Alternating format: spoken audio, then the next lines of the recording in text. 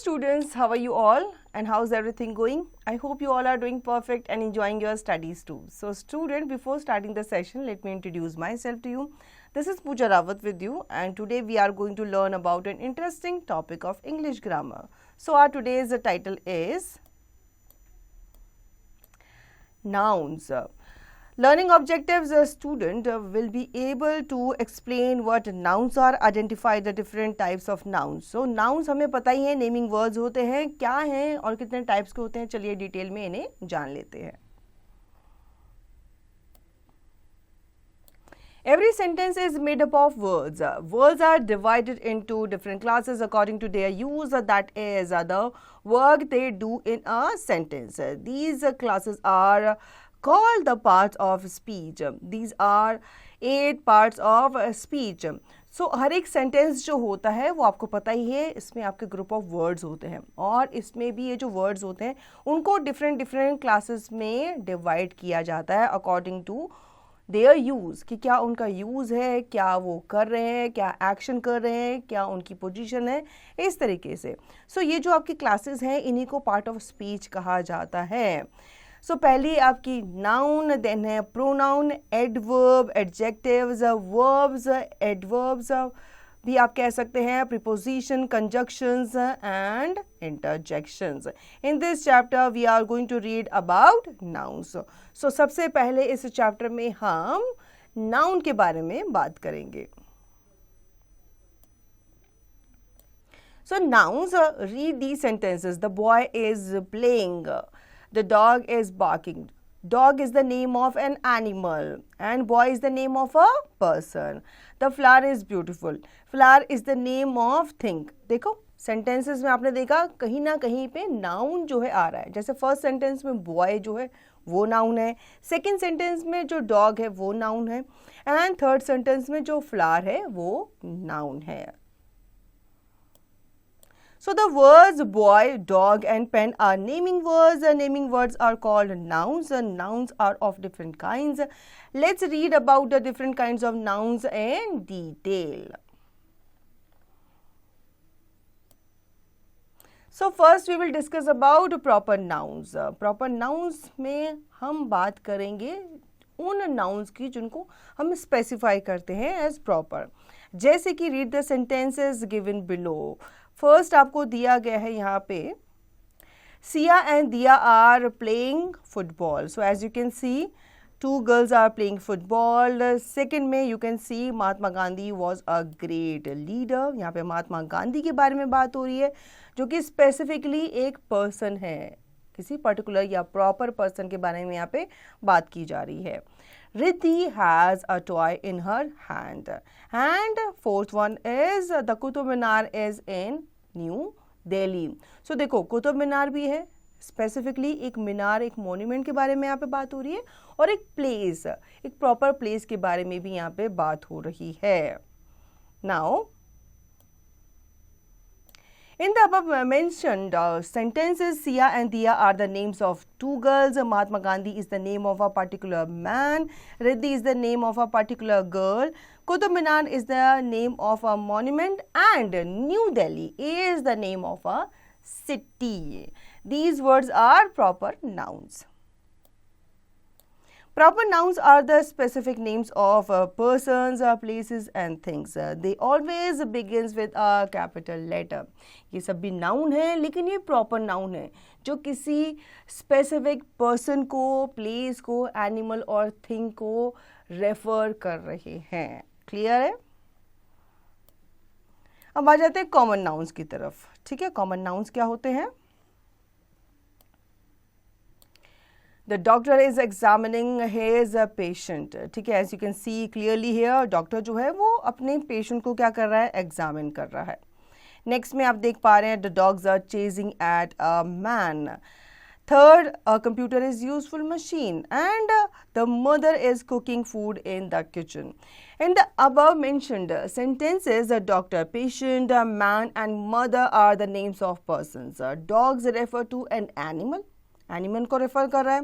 Computer and machines are the names of things and kitchen is the name of place. These words are common nouns.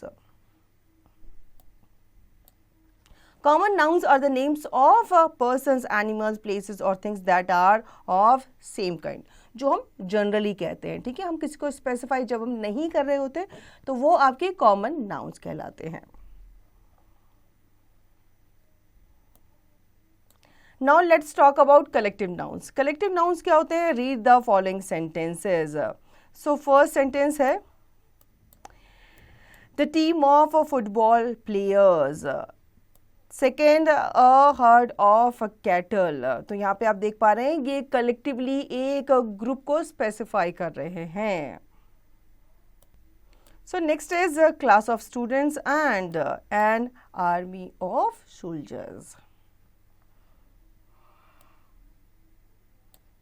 In the above mentioned sentences, team stands for collection of players, herd stands for collection of cattle, class stands for collection of students and army stands for collection of soldiers. The word team, herd, class, group are called collective noun.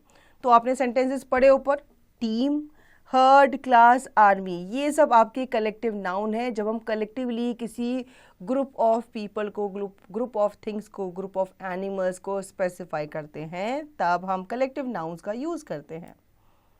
Collective nouns are name of a given group of people, animals और things consider as a single unit.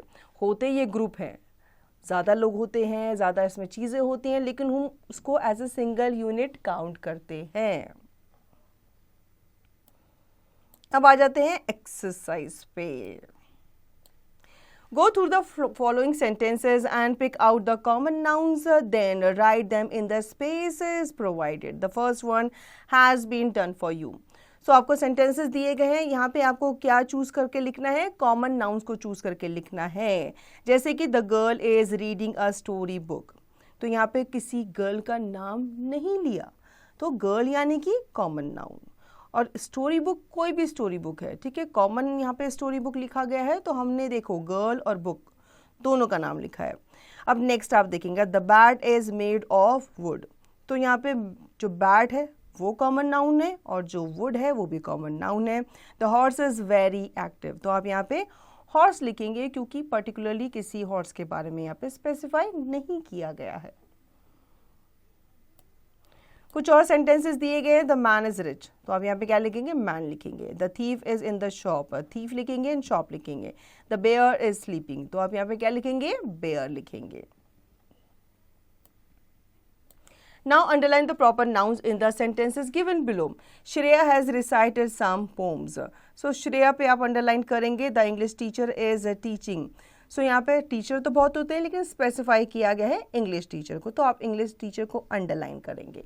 The Alps is the highest mountain in Europe, so आप Alps को भी underline करेंगे, Europe को भी underline करेंगे। The priest is in the church, so आप priest को यहाँ पे अंडरलाइन करेंगे। Shweta is reading a book, so clear है आपको किसको अंडरलाइन करना है? श्वेता को। Find proper and common nouns in the given paragraph. Write them in the spaces provided. So आपको proper noun भी ढूंढने हैं, common noun भी ढूंढने हैं जो पैराग्राफ यहाँ पे आपको दिया गया है। जैसे कि penguins are birds that cannot fly.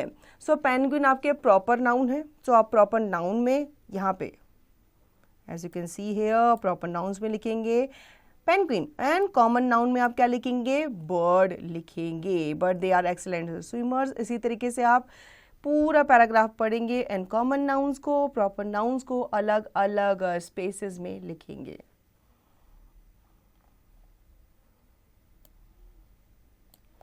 Now the words are appearing in color are collective nouns for group of people, animals or things. Fill in the blanks with the suitable collective nouns. So choose your answers from the box. Box में आपको ये सारे words नज़र आ रहे हैं, आपको इनकी help से इन कलेक्टिव नाउन्स को कंप्लीट करना है। जैसे कि फर्स्ट है अ बंच ऑफ, तो आप क्या लिखेंगे? बंच ऑफ कीज लिखेंगे। Second a bouquet of flowers लिखेंगे आप यहाँ पे। अ क्रू ऑफ सेलर्स लिखेंगे। स्वाम ऑफ आप यहाँ पे बीज लिखेंगे। A pride of lion, a choir of singers, a flock of sheep, a litter of puppies, a shoal of fishes, and a crowd of people आप लिखेंगे. From the sentences given below, separate the collective nouns, then write them in the space provided. A flight of bird in the sky. तो collective noun यहाँ पे क्या हुआ? Flight of birds. A herd of cattle in the field. So clear है आपको? आप यहाँ पे herd of cattle लिखेंगे. Next में आप bundle of stick is there. So आप यहाँ पे bundle of sticks लिखेंगे. A gang of robbers enter the village. आप क्या लिखेंगे? Gangs of robbers लिखेंगे. A bunch of grapes in the basket. तो क्या लिखना है आपको? Yes, a bunch of grapes लिखना है.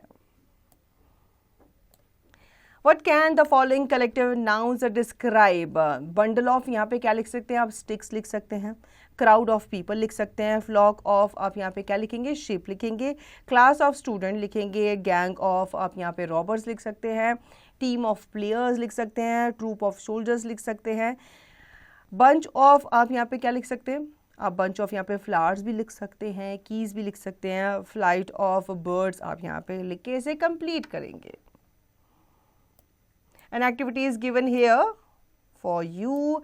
Divide the class into groups. Give each group different topics. For example, animals, peoples, things, etc. Each group will construct the collective nouns on the topics and present them in the class. Whichever group generates the most collected noun in 1 minute will win. तो आपको क्या करना है? समझ में आ गया आपको? अपनी क्लास को आपको ग्रुप्स में डिवाइड करना है. हर एक ग्रुप को आपको एक टॉपिक देना है. चाहे आप एनिमल दे सकते हैं, पीपल दे सकते हैं, थिंग दे सकते हैं. और हर एक ग्रुप को आपको बोलना है कि वो कलेक्टिव नाउन जो है कंस्ट्रक्ट करेंगे उस टॉपिक पे.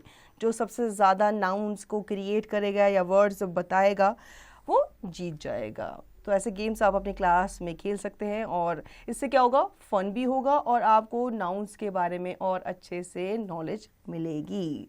So student, I hope you understood the chapter really well. Now you will revise the chapter and yes, do not forget to practice the exercise.